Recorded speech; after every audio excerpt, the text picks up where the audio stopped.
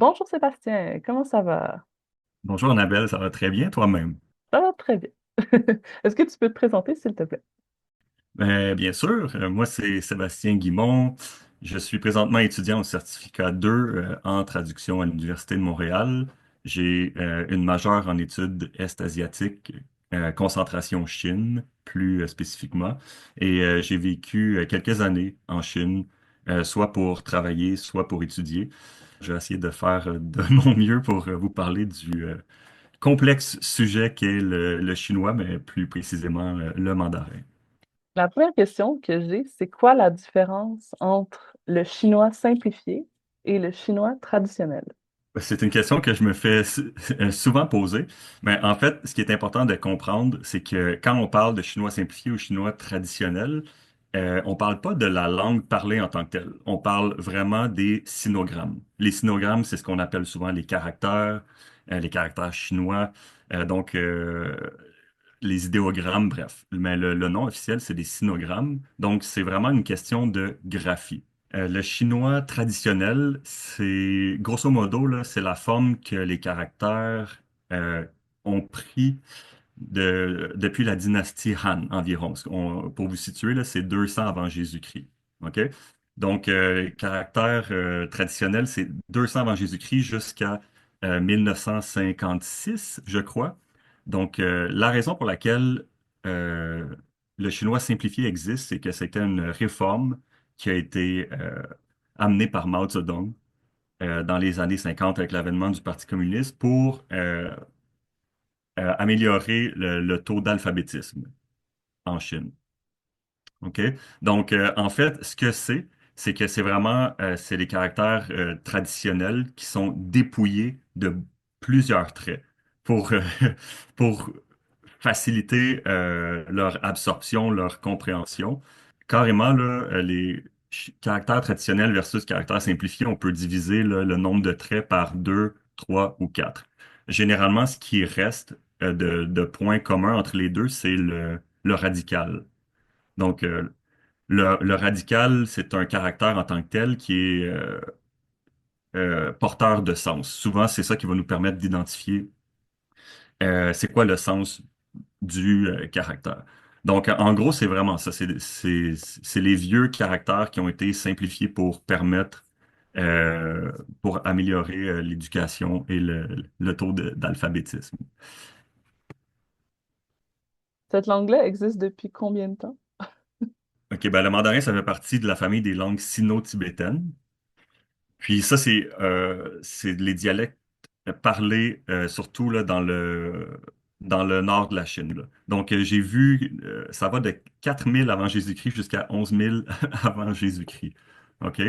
Donc, mais évidemment, c'est pas la forme que nous, on connaît en ce moment.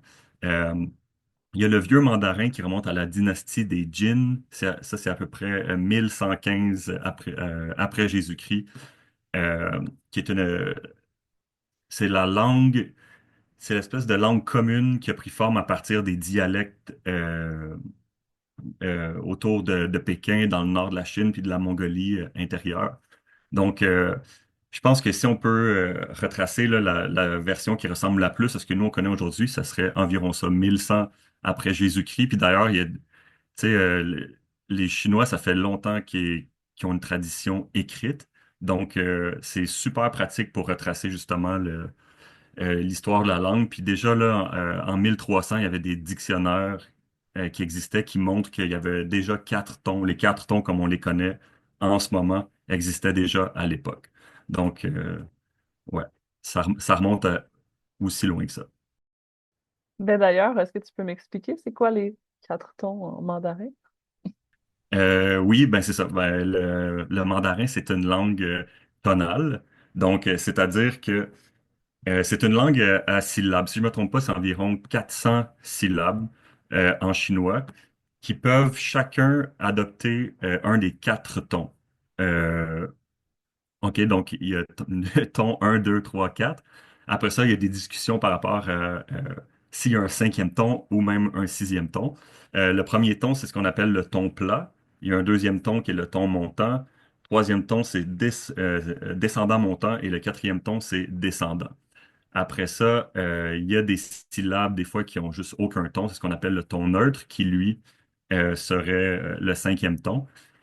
Et c'est ça. Donc, c'est important, les tons en chinois, parce que ça change le sens des mots. Donc, c'est une langue d'homophone, le chinois. Si vous cherchez dans le dictionnaire l'homophone, la syllabe ma, ma, c'est l'exemple qui revient tout le temps, il va avoir des centaines d'occurrences, puis sans le ton, et sans la graphie aussi, c'est vraiment difficile de savoir de quoi on parle. Puis à l'oral aussi, c'est ça qui fait toute la différence. Évidemment, quand on parle à des Chinois, même moi, après des années d'études, c'est sûr qu'il y a des tons qui vont être bâclés, mais généralement, selon le contexte, ils vont être capables de savoir de quoi on parle. Mais quand même, il y a certaines instances où il faut vraiment avoir le ton précis pour communiquer son message comme il faut. Est-ce que toi, tu as déjà fait une erreur de ton quand tu parlé avec des gens? À un moment donné, j'étais au restaurant, puis j'ai dit, après la commande, j'ai dit bouillard là. OK? Ça veut dire je je veux pas que ce soit trop épicé ou pas épicé. OK? Mais j'ai mal prononcé mon mot, j'ai mal prononcé le ton. Et là aussi, c'est une particule qui peut indiquer un changement dans une action ou un changement d'idée. Et le serveur, lui, ce qu'il a compris, en fait, je récapitule, bouillard, ça veut dire je ne veux pas. Et là, c'est épicé, OK? Je ne veux pas épicé. Mais moi, c'était plus près du ton neutre. Et lui, ce qu'il a compris, c'est bouillard là. OK? Donc, lui, il a compris, je n'en veux plus. Ah non. Donc, là, il passe 25 minutes, une demi-heure. Puis là, à un moment donné, je fais signe au serveur, je dis, qu'est-ce qui se passe? Puis là, il m'a dit, tu m'as dit bouillard là, t'en voulais plus. Donc, là, j'ai compris, j'ai fait, oh mon Dieu. Ça peut être aussi subtil que ça. Ouais. Pour les tons en plus, ce qui est vraiment casse-tête, c'est qu'il y a des règles selon l'agencement des syllabes. Tout dépendant de quelle syllabe va être adjacente à telle syllabe, il y a des règles par rapport au ton. Donc, par exemple, le troisième ton qui est descendant, montant, par exemple, ma, dès qu'il est suivi par un autre troisième ton, ça devient un deuxième ton. Et dès qu'il est suivi par n'importe quoi d'autre qu'un troisième ton, il remonte pas complètement. OK? Donc, ça, les linguistes, ils débattent à savoir est-ce que c'est le sixième ton. Mais donc, ça fait juste descendre et ça remonte un peu, mais ça remonte pas complètement. Ça fait pas ma. Donc, il y a des règles comme ça. Il y a des règles avec les quatrièmes tons et le mot, justement, beau, qui est, normalement, c'est le quatrième ton. Mais par exemple, dès qu'il y a un autre quatrième ton qui le suit, ça devient un deuxième ton. Au début, c'est vraiment intimidant, mais ça devient intuitif, après un peu d'exercice, là. Pour pratiquer mes tons, ce que je faisais carrément, c'est lire des textes avec les caractères. Puis pour me pratiquer, je les écrivais par-dessus. Et après ça, je relisais mon texte avec les caractères à voix haute, mais en écrivant le ton au-dessus. Donc, le premier ton, c'est plat. Le deuxième ton, c'est comme un accent aigu. Troisième ton, ça ressemble à un accent circonflexe à l'envers. Puis le quatrième ton, c'est comme un accent grave. Donc, ça prend des stratégies. Ça m'est arrivé de faire du tutorat avec des étudiants, des étudiantes chinois. Puis, sans les tons, eux, quand ils essaient de parler en français, ils sont perdus. Puis souvent, ça sonne un peu robotique parce que c'est tellement vivant, tu sais, c'est presque chantant comme langue qu'ils ils ont de la misère à avoir la bonne intonation pour poser une question ou, en tout cas. Donc, c'est drôle de voir la différence, là. Combien il y a de sinogrammes dans le monde qui existent? Et combien on doit en connaître pour parler chinois? C'est un peu une question piège parce que techniquement, t'es pas obligé d'en connaître un seul pour parler. OK, moi je le déconseille fortement, mais il y a des gens qui, quand ils commencent à apprendre le chinois, ils se disent, ça n'a pas d'allure, c'est une montagne, ça, les sinogrammes. Moi, je me lance pas là-dedans, mais je veux quand même le parler. Fait que, ce qu'ils vont faire, c'est qu'ils vont apprendre seulement à partir du pinyin. Pinyin, c'est le système de transcription phonétique. Donc, ça aussi, c'est venu avec le gouvernement communiste. Euh, donc, c'est ça, c'est la transcription phonétique des caractères en langue romanisée. OK? Donc, techniquement, c'est possible de ne pas en connaître un seul et de parler. Mais c'est fortement déconseillé parce que, comme je disais tout à l'heure, c'est une langue d'homophone. Donc, lire un texte en pinyin, c'est un vrai casse-tête parce que tout se ressemble. Puis le sens des mots en chinois, il tient vraiment, ben, visuellement, là, il tient à la graphie des sinogrammes. Mais bon, ceci dit, euh, les sinogrammes, écoute, encore une fois, là, il y a des débats, ça va de 40 000 à 60 000. J'ai vu 80 000, mais il y a des trucs là-dedans qui sont totalement obscurs. Là, tu sais, on parle de... C'est par exemple, si on plonge là, peut-être dans les classiques, dans les classiques philosophiques comme Confucius puis tout ça, mais il y a des trucs qui sont vraiment pas utilisés là-dedans. Il y a le Hanyu Tazodian, qui est comme le compendium. Dans ce dictionnaire-là, qui a vraiment fait un recensement là, qui se veut exhaustif, il y en aurait 54 678 de répertoriés. Si on parle d'un Chinois avec un niveau d'éducation, disons, universitaire, ce serait environ 8 000 ou 9 000. OK? Moi, j'entends souvent que avec 1000 ou 2000 caractères, c'est suffisant pour lire un journal. Par contre, selon mon expérience personnelle, moi, je suis rendu environ à 2500 caractères. Puis, j'ai envie de dire que c'est pas vrai du tout qu'on peut lire un journal avec 1000 caractères. Le problème, c'est que OK. Avec les 100 caractères les plus communs, c'est possible de lire 41% des caractères qui apparaissent dans des contextes de la vie quotidienne. OK? Avec 1000 caractères, on monte à 89%, puis avec 3000 caractères, c'est 99%. Mais ce que ça veut dire, ça, c'est que, par exemple, je décide de lire un livre en chinois. Disons qu'il y a 20 mots dans ma phrase. Ben, s'il me manque 10% de mes mots, ben, c'est deux mots que je connais pas dans ma phrase. Et puis là, à chaque fois, il faut aller voir dans le dictionnaire. Et c'est excessivement long parce que pour chercher un mot en chinois dans le dictionnaire, ben, il faut prendre son dictionnaire et tracer avec ses doigts les caractères, l'ordre des caractères. Donc, c'est un travail de moine. Donc, ben, c'est ça, oui, tu vas être capable de reconnaître les caractères les plus communs, mais souvent, en plus, le sens de la phrase, il va dépendre du mot particulier que t'as pas appris. Donc, moi, j'aurais tendance à dire que c'est plus ou moins vrai.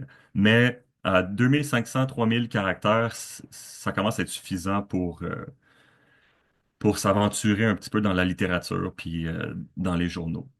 Les caractères, on peut les reconnaître, mais c'est comme des blocs Lego, OK? Ils s'agencent de plein de manières différentes. Fait que des fois, tu vas regarder un mot avec deux syllabes, avec deux caractères, et tu vas te dire, ben, je connais le sens du premier caractère, je connais le sens du deuxième caractère, mais les deux ensemble, ils prennent un sens nouveau. Puis là, euh, c'est ça, ça veut pas dire que tu connais ce mot-là. Donc, il y a une distinction aussi à faire entre le nombre de caractères à connaître et le nombre de mots de vocabulaire. Tu sais. Je te donne un exemple. Cette semaine, là, j'ai vu, c'est une chanson qui s'appelle Ingwa. OK? Donc, in, c'est un caractère qu'on voit souvent par rapport à ce qui a trait aux conséquences, aux résultats. Et gua, c'est un fruit. Ça veut dire karma. Puis après ça, j'étais comme, ah ben oui, c'est évident, Ingwa, c'est comme c'est le fruit des actions, le fruit des, tu sais, c'est les résultats. Mais c'est ça le chinois, c'est ultra imagé, puis ça crée des liens ensemble. Mais moi, c'est pour ça que je trouve ça absolument fantastique comme langue. Moi, c'est ça que je trouve fascinant du chinois, c'est que c'est une langue extrêmement malléable.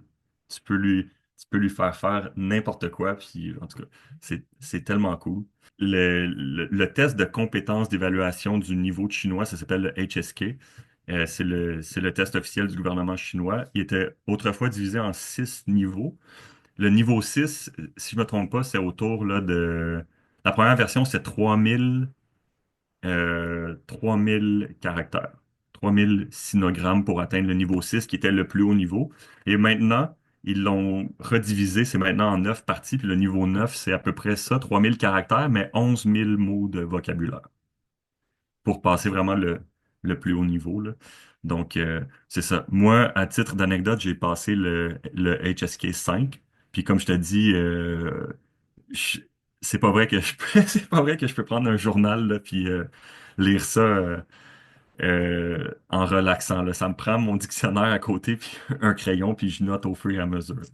Hey, mais je savais vraiment pas pour les dictionnaires, ça me fascine vraiment. Parce que j'ai jamais pensé à ce que ça serait difficile de trouver, parce que nous, c'est juste.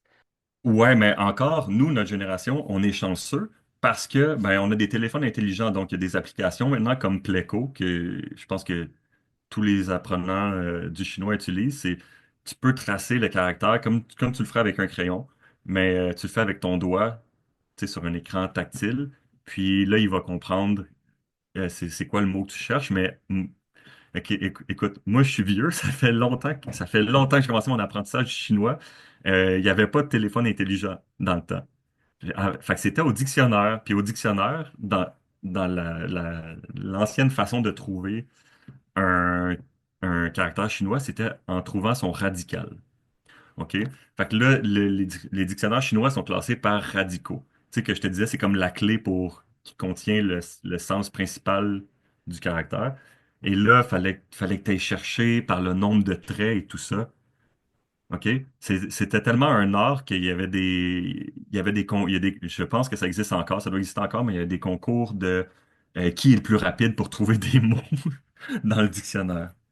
Puis encore là, c'est ça, des fois, t'as plusieurs caractères qui peuvent être un radical dans le même caractère. Là, t'es comme, bon, c'est quoi le bon radical? Puis là, je te dis, c'est un casse-tête. Moi, quand j'ai fait mes premiers voyages en Chine, j'avais pas de téléphone intelligent. J'étais là avec mon dictionnaire. J'essayais de parler dans la rue, puis je cherchais là, dans les pages. C'est incroyable. C'est quoi la différence entre le mandarin et tous les autres dialectes? On connaît le cantonais, mais il y en a d'autres, je suppose. Oui, OK. Dans le fond, ce qu'on appelle le mandarin, c'est un groupe de dialectes du nord de la Chine. Puis le mandarin que nous, on connaît particulièrement, c'est le dialecte de Pékin qui a été choisi en 1949 avec l'arrivée au pouvoir du Parti communiste, qui a été choisi comme langue officielle du pays. OK? Donc, le cantonais, lui, ça fait partie d'un autre groupe, d'un autre groupe de langues chinoises qui est parlé plus au sud, euh, particulièrement dans la province du Guangdong. C'est ce que nous, on appelle canton. OK? Donc, c'est ça. C'est un dialecte qui est parlé dans le sud, à Hong Kong et à Macao aussi. Donc, c'est complètement différent du mandarin. Il y a 9 tons.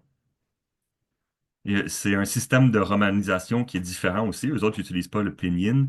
Il y a des caractères qui existent seulement en cantonais. Le vocabulaire, la grammaire sont différents aussi. Mais c'est ça. C'est assez différent pour que ce soit mutuellement inintelligible. OK? Ouais. Par exemple, moi, quand j'étudiais là-bas, j'avais des étudiants chinois dans ma classe qui venaient du sud de la Chine et qui étaient là pour apprendre le mandarin, la langue officielle du pays. Donc, c'est pas rare que les Chinois, en fait, soient bilingues, qui parlent leur dialecte local, mais qui parlent aussi le mandarin. Euh, il y a un autre mot pour le mandarin aussi, je sais pas si tu connais, c'est Putong Hua. Putong, ça veut dire commun et Hua, c'est langue, donc c'est la langue commune. Donc, dans le fond, c'est la solution que eux autres, là, le gouvernement chinois, ils ont regardé l'énorme territoire qu'il y avait, la myriade de cultures au sein de cet empire-là.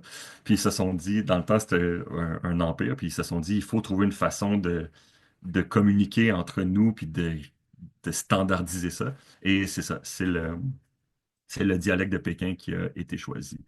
Donc, après ça, pourquoi nous, on connaît beaucoup le cantonais? Ben, premièrement, Guangzhou, c'est une des provinces les plus populeuses en Chine. C'est une des provinces les plus importantes économiquement parlant. Puis il y a aussi la géographie. C'est situé près de Hong Kong. Puis les premières vagues d'immigration au 20e siècle sont parties de là. Donc, il y a beaucoup de diaspora chinoise dans le monde qui parlent cantonais. Euh, Puis c'est ça, dans le Chinatown, à Montréal aussi, c'est beaucoup cantonais. C'est c'est une des 20 langues les plus parlées au monde, quand même.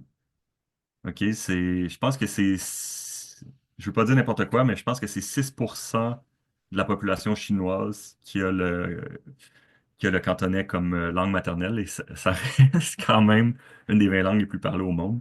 Pour le mandarin, c'est 65% de locuteurs natifs. Mais pourquoi c'est la langue la plus parlée au monde? Premièrement, de par la superficie et la démographie chinoise, c'est 1,3, 1,4 milliard de personnes, je pense, maintenant. Et puis, donc, c'est ça, c'est vraiment la langue qui a été, le mandarin, c'est la langue qui a été choisie par le gouvernement chinois pour, comme outil de communication nationale. Donc, ils ont vraiment choisi ce dialecte-là, ils se sont dit, ben, c'est ça que tout le monde va parler. Puis, ben, par défaut, euh, dans les provinces plus éloignées, ben, c'est ça, les parents vont transmettre euh, leur dialecte local aux enfants, mais à l'école, c'est le mandarin qu'ils vont apprendre. Les, les émissions de télé, souvent, ce qui va passer à la radio, ça va être en mandarin, vraiment dans un effort d'uniformisation. Ensuite de ça, à Taïwan, c'est ce qui est parlé aussi, à Singapour. Donc, c'est ça. C'est le fait que ce dialecte-là a été choisi spécifiquement pour s'étendre à l'ensemble de la Chine. Est-ce que le chinois a emprunté beaucoup de mots d'autres langues? Le chinois a aucun problème à faire des emprunts. Par exemple, logique, OK? Donc, la prononciation, c'est luoji. Je regarde les deux caractères qui composent ce mot-là, puis individuellement, euh, la graphie a aucun rapport avec l'OAJ. Fait que c'est vrai. Pour les emprunts, là, souvent, ils vont vraiment juste utiliser la phonétique. Le premier, loi, ça veut dire c'est une patrouille. Puis J, c'est une division, une partie de quelque chose. C'est quoi les différences et les similarités avec le français? Pour ce qui est des ressemblances, ben, heureusement, c'est sujet, verbe, objet. Donc, l'ordre des mots, je mange une pomme, Pingua, c'est la même chose, je mange une pomme. Mais la grammaire est très simple. Il n'y a pas de conjugaison, il n'y a pas de genre, il n'y a pas d'accord. Euh, tu sais, il y a pas de subjonctif imparfait à mémoriser. Donc, on a un alphabet latin, c'est 26 lettres, donc ça va bien. C'est pas trop compliqué. Mais en chinois, ben, chaque caractère représente, même chaque syllabe peut représenter une idée. Donc, c'est indissociable presque de l'apprentissage. Nous, on a tu sais, il y a une accentuation en français, mais il n'y a pas de ton en tant que tel. En chinois, il y a vraiment ben, un ton pour chaque syllabe. Euh, les autres différences, ben, le français, la conjugaison en français est quand même très complexe. Il y a les accords et tout ça, je pense juste au participe passé. Mais en chinois, il y a pas de ça. Donc, tout ça, là, c'est épuré. Je mange une pomme, ça serait pingua. Je mange une pomme. Donc, wa, c'est moi, manger. Pingua, une pomme. OK? Donc, le verbe manger, là, ça va toujours être la même chose. Il va pas subir de transformation qu'on parle au futur, au passé. OK? Ça reste toujours la même chose. Donc, on va utiliser des particules, en fait, pour indiquer le présent ou le futur plutôt que la conjugaison. Et d'ailleurs, pour un cerveau francophone comme le mien, les Chinois, eux autres, ils trouvent ça super simple. Ils disent, ben oui, il y a pas de terminaison à prendre tout ça. Mais moi, quand je veux exprimer justement l'idée de temporalité, c'est plus fort que moi. Je cherche toujours je vais toujours vers la conjugaison, tu sais. Mais il faut complètement là, se détacher de ça, là. Les Chongyu, c'est des formules idiomatiques qui viennent du chinois classique. OK? Donc, c'est des formules qu'on dit quadrisyllabiques, donc à 4 syllabes. C'est presque tout le temps ça. Un, deux, trois, quatre. OK? Puis ça vient vraiment du chinois classique, le Wanyan. OK? Puis ça respecte pas la syntaxe classique. Et ça, là, quand tu lis un texte en chinois, c'est truffé de ça. Même si tu connais les caractères dans ce contexte-là, un à la suite de l'autre, tu vas avoir aucune idée de ce que ça veut dire. OK? C'est des références culturelles, religieuses, philosophiques, historiques. C'est beaucoup des métaphores. Je peux te, je peux te donner un exemple si tu veux. Si je te dis par exemple, Yi Jian Shuangdia, ça veut dire une flèche, deux aigles. Une pierre deux coups? Exactement. En français, c'est ça. Ben, mais eux, c'est imagé différemment. Ça, c'est quand même facile. Sinon, il y a un des premiers que j'ai appris, puis je pense qu'il y a beaucoup qui apprennent en premier, c'est Renshan Renhai. Ça veut dire personne montagne, personne mer. OK, ben littéralement, c'est des montagnes et des mers de monde. Mais quand tu prends le métro en Chine, tu peux dire Renshan Renhai. Ça veut dire comme Sea of People, une mer de monde. OK, puis si je t'en donne un dernier qui est moins évident, c'est Heli Jitrin. Ça, c'est comme une grue qui se tient parmi les poulets. C'est pour parler de quelque chose de supérieur. C'est évident, non? Donc, c'est presque impossible d'apprendre le mandarin sans connaître un peu l'histoire du pays, parce que il y a un fort lien avec les traditions confucianistes, taoïstes, bouddhistes. Puis c'est très, très, très ancré dans l'histoire. L'exemple que j'ai donné, c'est Shua Tao Tao, Tao Tao Da. OK? Donc, littéralement, ça veut dire, quand tu dis Tao Tao, Tao Tao arrive. Tao Tao, c'est une personne, OK? Donc, tu parles de... Et Tsar, c'est quelqu'un, je me rappelle pas exactement c'est qui, mais c'est un personnage soit historique ou folklorique de l'histoire chinoise. Puis en gros, ça veut dire en parlant du loup. Fait que pour eux, l'idée du loup dans leur esprit collectif en Chine, ben c'est Tsar Tsar. Puis si tu sais pas c'est qui, ben t'es mal pris. Donc c'est presque indissociable. Quand tu quand tu mets le pied dedans puis tu veux tu veux être sérieux, il faut que tu plonges dans la Chine complètement, là. Mais merci beaucoup d'avoir participé au podcast. Ben, ça fait plaisir. Merci de m'avoir invité. Pour vrai, c'est un honneur. Où est-ce qu'on peut te suivre sur les réseaux? Vous pouvez me trouver sur LinkedIn.